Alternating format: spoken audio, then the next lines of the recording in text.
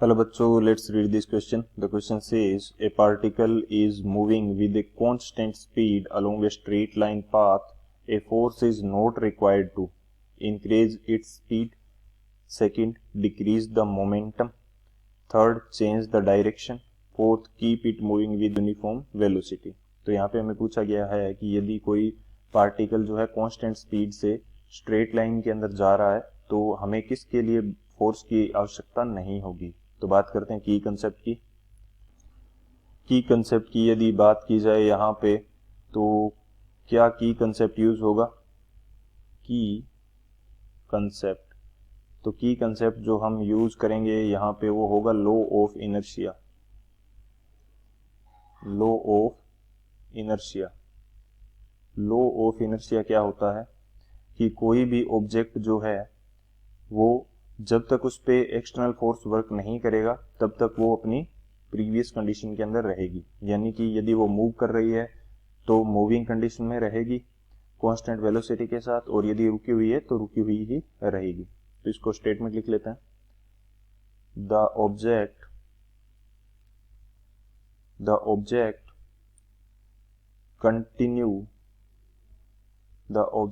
Continue to be in the same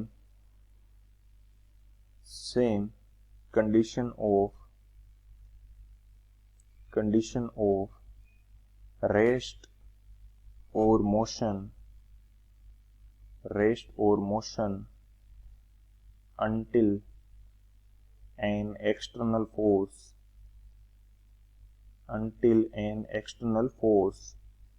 works on it. यानी कि जब तक इस पे एक्सटर्नल फोर्स वर्क नहीं करेगा ये अपनी रेस्ट या मोशन वाली कंडीशन के अंदर ही रहेगी.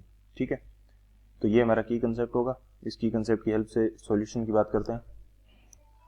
बात की जाए यदि सॉल्यूशन की तो सॉल्यूशन हमारे पास क्या होगा. इसके लिए सॉल्यूशन की बात करें तो यहाँ पे हमें दे रखा है कि कोई ऑब्जेक्ट है. ये हमारे पास ऑब्जेक्ट हो गई. ठीक है, ये क्या कर रही थी, कांस्टेंट स्पीड से मूव कर रही थी स्ट्रेट लाइन के अलोंग. तो लॉ ऑफ इनर्शिया के अकॉर्डिंग यदि इस पे एक्सटर्नल फोर्स जीरो है, एक्सटर्नल फोर्स क्या है, जीरो है, तो क्या होगा, ये सेम कंडीशन से सेम स्पीड से मूव करती रहेगी. ठीक है, तो हमें बोला गया है कि ए फोर्स इज नॉट रिक्वायर्ड, यानी कि हमें एक्सटर्नल फोर्स जीरो रखना है. तो कौन सी कंडीशन होगी, तो ये सेम यूनिफॉर्म वेलोसिटी से मूविंग कंडीशन में रहेगी क्योंकि ये पहले भी मूव कर रही थी. ठीक है, तो ये सिचुएशन रहेगी. तो स्पीड इंक्रीज करवानी है. फर्स्ट ऑप्शन, ए ऑप्शन की बात करो, ए ऑप्शन में देर का स्पीड इंक्रीज करनी है, यानी कि स्पीड को हमें बढ़ाना है तो एक्सटर्नल फोर्स चाहिए होगा, तो पहले नहीं हो सकता. बी में हमें देर का है कि डिक्रीज द मोमेंटम, यानी कि स्पीड कम करनी है तो भी हमें एक्सटर्नल फोर्स चाहिए होगा. सी के अंदर हमें दे रखा है कि चेंज द डायरेक्शन चेंज करनी है तो भी, यानी कि हम वेलोसिटी चेंज कर रहे हैं तो उसके लिए एक्सटर्नल फोर्स चाहिए होगा.